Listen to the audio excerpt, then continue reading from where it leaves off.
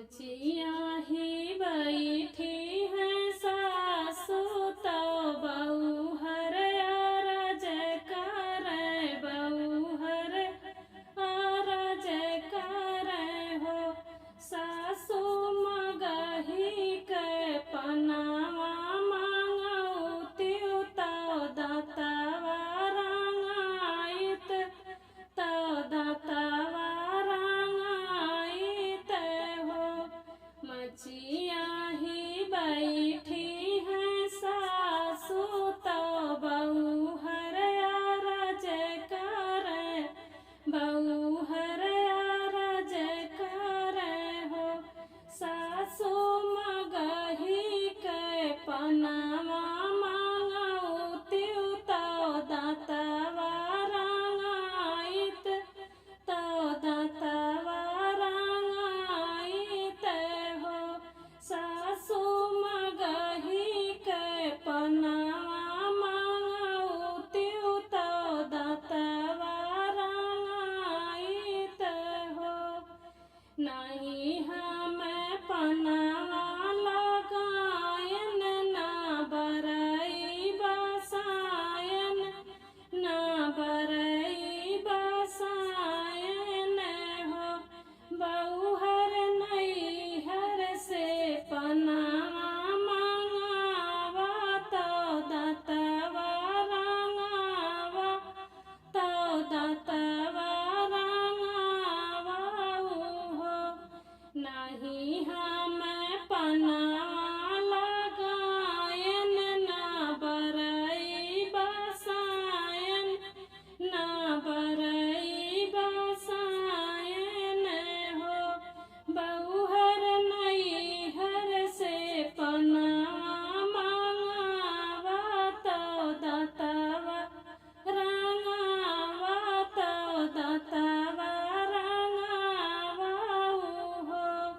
भले की हूँ है सासु, भले की हूँ पहिले जवाब दीहूँ, पहिले जवाब दीहूँ हो।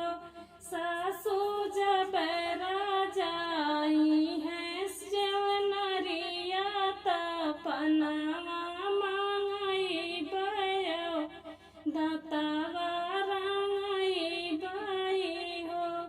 भले की हूँ है सासु, भले की हूँ पहिले जवाब दीहूँ, पहिले जवाब दीहूँ हो। सासु जब राजाई है जेवनरिया तो पनावा मांगई बयो, दातावा रंगाई बई हो।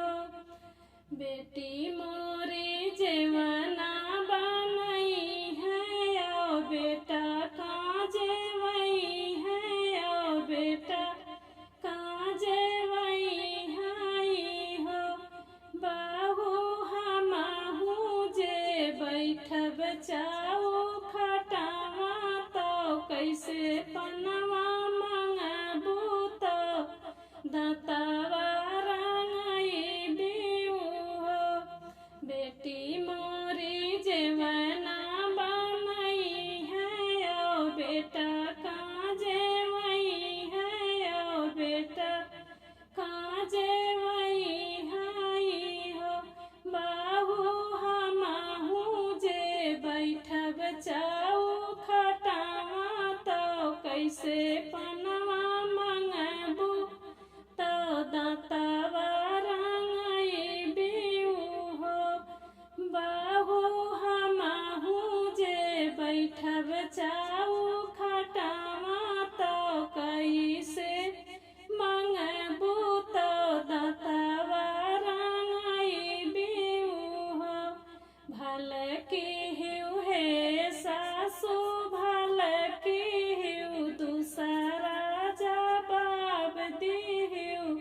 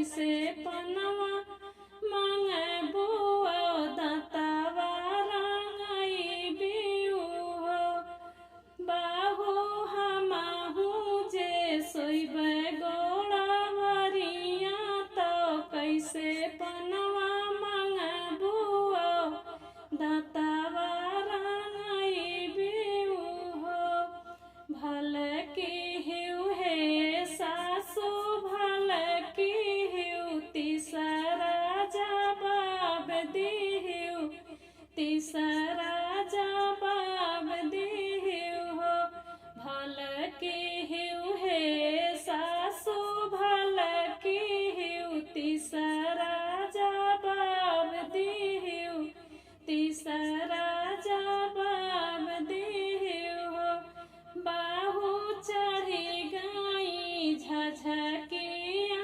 टरिया तो खिड़की से झाँके तो खिड़की से झाँकाई हो बाहु चढ़ी गई झझकिया टरिया तो खिड़की से झाँकाई हो दोनों हाथे ताली बजावे तो सन की दे बोलावे तो सन की दे बोलावाई हो दोनों हाथे ताली बजावे तो सन की दे बोलावे तो सन की दे बोलावाई हो बहुअर अंगूरी से सन की बोलावे झूमत